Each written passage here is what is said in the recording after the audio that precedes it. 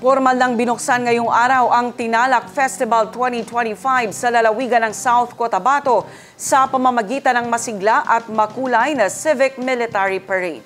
Sinundan ito ng isang engranding opening program at thematic competition na nilahukan ng iba't ibang sektor mula sa iba't ibang bahagi ng lalawigan.